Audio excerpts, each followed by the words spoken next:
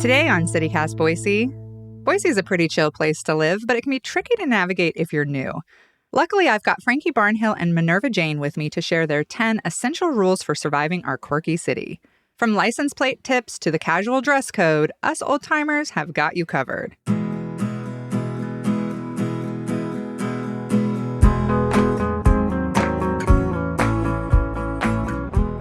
It's Thursday, May 11th. I'm Emma Arnold, and this is what Boise's talking about.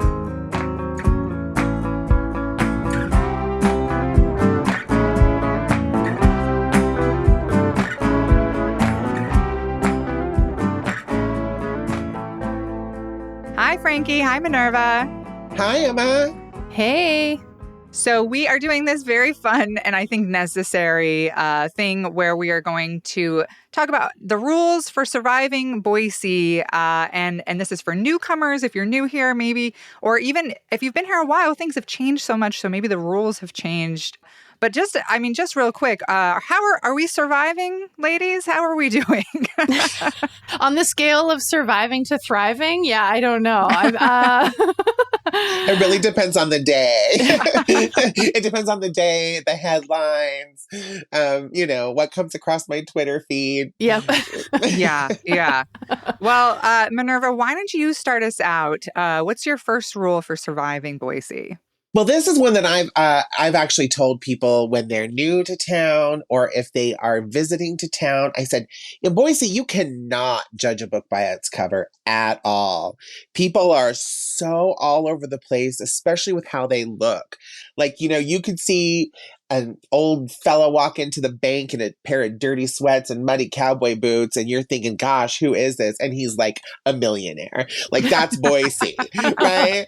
Like, some people are going to look like they're ready to go to a gala at any time of any day. And some people are looking like they have not washed their clothes in like years. And you really can't judge where they are, like socioeconomically or like society-wise. You just have no idea. Yeah. And how much do you think that is about like literally what people choose to wear? I mean, you mentioned like the gala thing. It's like the 2 times out of the year, one of the rules I would say is just expect it to be casual most of the time and for you to probably be overdressed if you're someone who likes to dress up, and be okay with that. Like, you're probably going to be one of the only ones in a dress or a suit if you go to an event. You can lean into it, but know that you're kind of going to stand out a little bit. Jeans, they're always appropriate for everything around here, For sure. That's a very good point. I feel like I have shown up to so many like parties and events vastly overdressed my whole life, because I'm like, no, but this is supposed to, somebody said, oh, like fancy casual. And I was like, got it. And then you get there and you went, oh, bolo ties is what you meant. Like a bolo tie. Got it. And chacos. All right, Frankie, what do you got for us? Okay, this is, I don't know, have your head on a swivel. It might be the headline, but it's more like, if you're gonna goss, don't do it in public, because as much as we love to talk about how big this city has become, how much it's growing, it is still a small town. And be aware of the fact that if you say something about someone in public, someone might hear you and tell that person.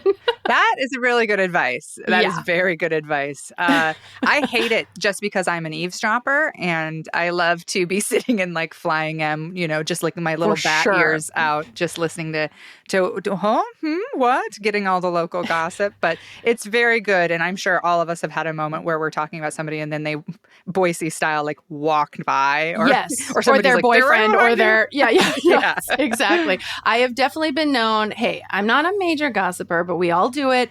I have been known to use code names when I'm out talking with someone about a story that I just don't want it to get back. So, yeah.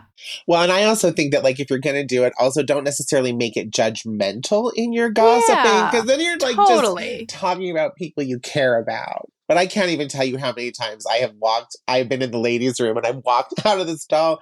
And I've heard this conversation going on about people I know, people in the same business as me. I've walked out and people who are in the same shows, and then they look at me and I'm like, I'm not saying a word. Like, this is not going to be an issue. I am my most unselfish when I am minding my own business.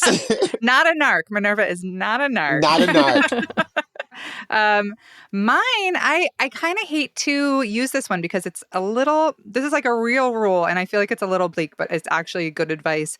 When you register your car, I really suggest that you pay the extra few bucks to get one of the like vanity / like, like the design kind of plates. And this, if you're just sticking around Boise and you're not going anywhere, this doesn't, don't worry about it. But if you're somebody who's like wanting to get out into the rural areas and like explore, I would really, if you get one of those vanity plates or one of the special design ones, it does not have your county on it. So it doesn't say 1A, which really will cut down on any potential conflict you have when you're out in certain counties. Lemhi. That's my home county. I'm allowed to make fun of Lemhi County. But recently, this came up a couple years ago when we were camping up near Atlanta. Our car got very, very stuck. We tried to dig it out for hours. We could not.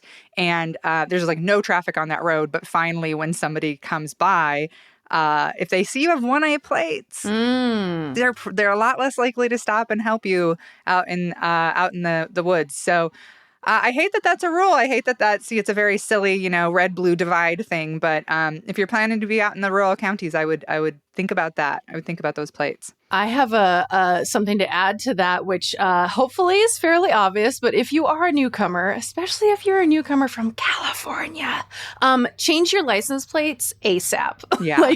Do not drive around town with those California plates unless you want to get some mean stares and people cutting you off in traffic, which I hate. It's so stupid that people, judge people like that. Like you said, Minerva, don't judge people just by what they wear or what car they're driving or whatever. But it's a thing. There was one time that I had to get a rental car and they wanted to give me a car that had California plates. And I was like, no, give me any other state's license plates. I will take it, but not that. Well, back when I did drive, because I don't drive anymore, but I kept my 1G license plate the entire time from the time I got my license plates when I was a kid, and I never changed them. And I could drive anywhere, and people either didn't know that it was Gem County or they thought it was a different county than what it was. But they also had very low expectations on how I would be as a driver too. So I liked that. A nice little angle to that. I like that. It felt stealthy, and it was like, okay,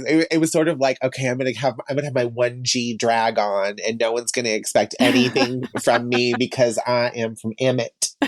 And then you do this amazing parallel parking job in downtown or something. And everyone's like, they're like, that Emmett gal can park. Yeah, look at her. Wow, she backed into that spot like she, like no one's business, I love it. All right, Minerva, what do you have next for us? I think that this really serves you in Idaho in general, but I really feel like Idaho really is like the Wild West in some ways, and it's a live and let live kind of environment. So don't move here and decide that you're going to change everyone you meet, because we tend to be pretty set in our ways if we've lived in Idaho for a long time. Yeah, and you kind of need to prove yourself or earn that, hey, I've been here and I'm doing things, and I'm also not trying to immediately just change things just because I see something that could be changed. Right. It's maybe get an understanding for why it is the way it is right now. We've especially seen so much of that because I think a lot of people moved here, wanting sort of this rural paradise. And then they get here and it's different than what they were expecting. But I think a lot of people moved here and then did kind of the opposite of what Minerva is advising, where they're like, okay, this is what I thought Idaho was going to be. And this is what I want it to be. So fix that, please. Do that.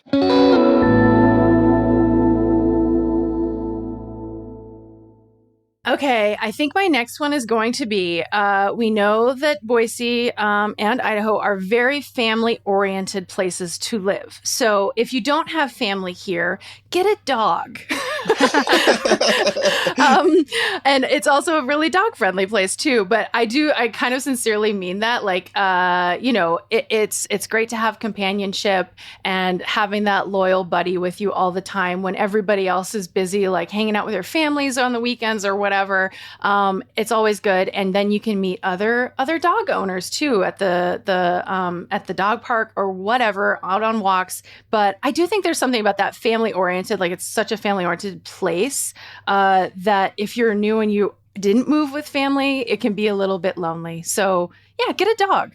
That's good advice. I've heard a lot of people say that moved here that, they were like, it's very family or like couple oriented, and it can be hard to find stuff if you're just one person to do, and hard to make friends, like a hard place to make new friends because people are, they've had a lot of people have lived here a long time. They've had the same friends for 25 years. They're not really looking for new people. Yeah, that's a good advice. Get a dog is always good advice in my opinion. Well, and I'm a total dog person, and I actually think that in Idaho and in Boise, people like dogs more than they like people. So it really can be sort of a bridge of like, oh, this person's a safe person to talk to because they love animals, and it's like, I know I'm kind of that way. If I see somebody with a dog, I'm more likely to say hi to them and like interact with them and not know them than if they don't. It really can help that social interaction along a little bit. That's very true. People, I'm very like that. I don't really want to talk to people, but I definitely want to meet your dog. Oh yeah. Okay, I have one, and since I was a kid, people will be like, "Oh, just don't talk politics. You'll get along with everybody if you don't talk politics." My advice is talk politics. What I tend to do is when I talk politics with people, I'm not trying to change their mind. Because people are pretty entrenched a lot of times, especially somewhere like here with what they believe. Like at the dog park the other day, a man was, very decked out in his quote unquote team's gear. You know what I'm saying? Like red hat, the whole thing. And he kicked off a conversation with me. And our progressive population here was always so small. We always had to exist with, people who believed more conservative things than us. And part of the way I was raised is just kind of like keep your opinions to yourself to some degree. But as I've gotten older, I've been like, I'm just going to talk about this. Like, it doesn't have to be some gigantic argument. I can just be like, yeah, I don't believe any of that crap. This is what I think about it. And I also think like, in a place like this that is so divided, the way to get through that and to maybe like make changes and to become a more progressive place is to have conversations with people that are not arguments, just to talk about the actual issues with people. And I think that you should talk politics with people. And I think that Idaho could use a lot more of those conversations, and Boise too. Wow. Yeah. What a contrarian view. And I love it. I can just imagine you at the dog park, like leaning in, being like, actually, no. No. Yeah. I tend to have some discomfort talking about politics. I think maybe just because my existence is so political in any way. And I'm trying to just like get along with people. And I really do think that people are more alike than they are different. And so I try to focus on that kind of stuff. But I will, if people ask me questions, I mean, I am open to having the conversation as long as they know that like I don't want to have an argument. Like my goal is not for us to like hate each other at the end of the day if I can help it. Yeah. And a lot of times what I've found is, growing up with conservatives, a lot of times we agree on a lot of core issues that if you don't use these words that have been sort of thrown around to specifically make it so that we're at each other's throats instead of billionaires' throats, I find that a lot of times they agree with you. If you say, well, don't you believe that people have the freedom to live however they're living if they're not harming people? Of course we believe that, So I do think like those conversations are important. And also, like Minerva, like to your point, I always figure I will have the conversation about certain things so that the people in those marginalized groups don't have to, like I can have a detached conversation because that isn't affecting me personally. So I always figure like you kind of have a responsibility to be the person being willing to have those conversations. So, yeah. Well, thank you for that, Emma, because some of us are really exhausted. We've been talking about it. Yeah. We've been asked the same question 8 million times a year for the last however many decades. And it's like, okay, Google it, please. Could you Google it maybe? I don't know.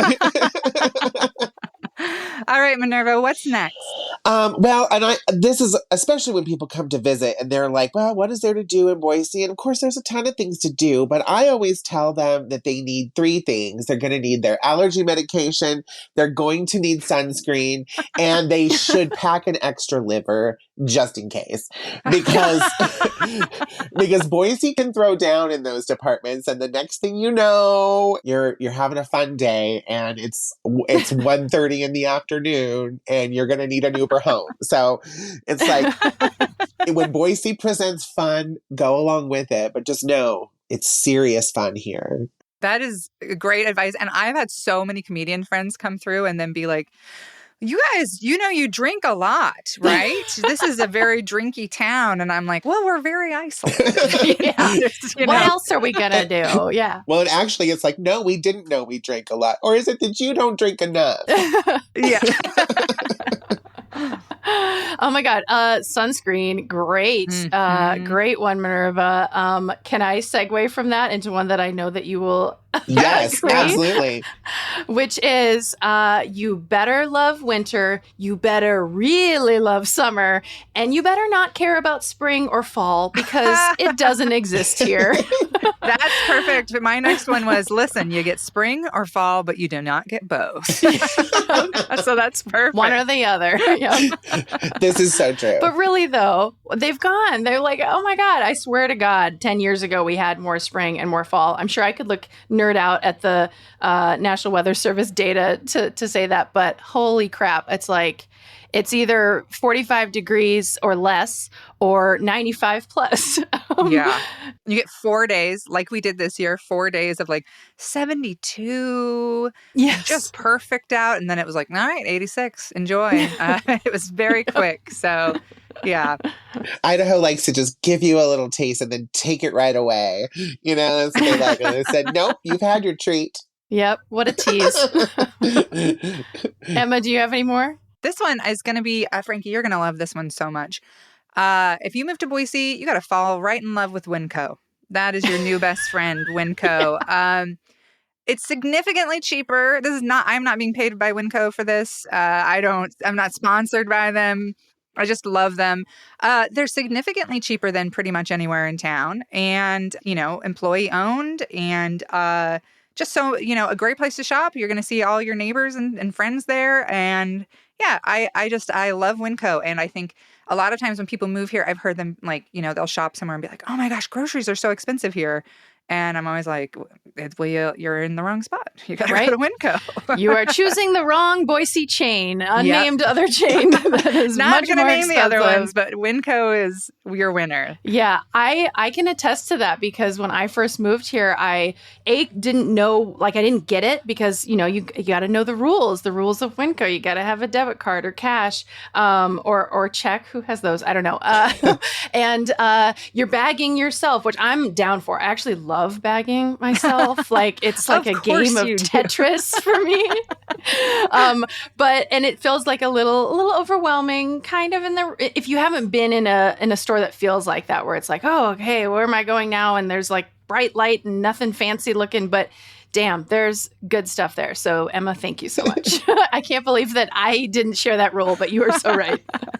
Yeah, there's some adrenaline attached to the shop. Yes. Like when you get up and you're like, okay, let's do this. Let's bag our groceries. Let's go. Especially if you're like, for me, you're shopping for 3 teenage boys and you've got all the milk and bread in the store.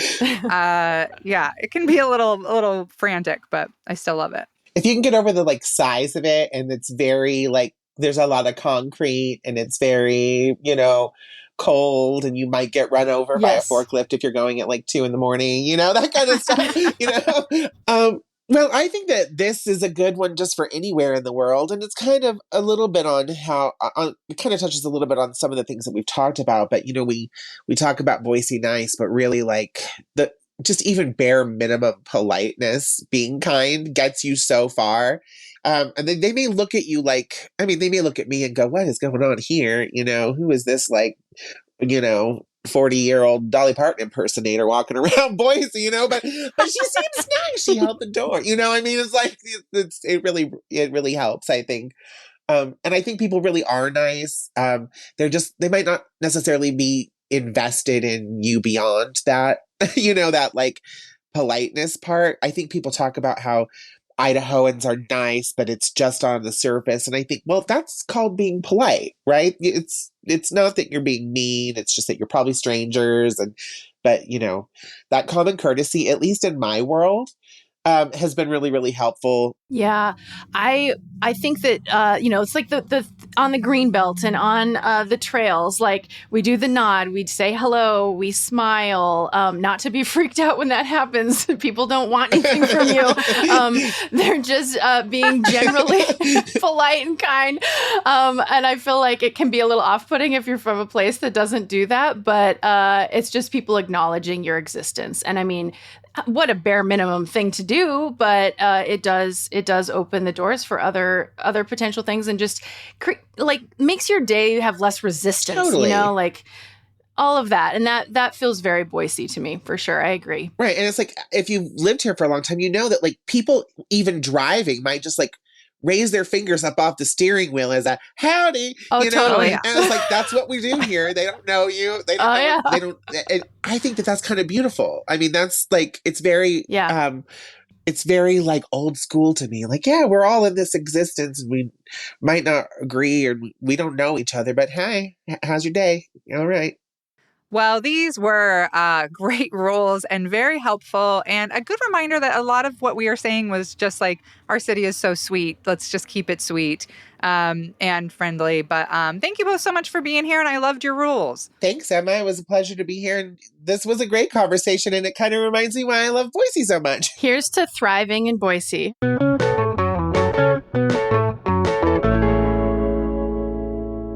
Speaking of things to survive in our fair city, Boise Dev is reporting that home prices in Ada County went up 7% from March to April, putting the median price over $500,000 again. We don't know yet whether this is just a seasonal shift or a return to the constant escalation of recent years, but it does reflect an April to May price increase from last year.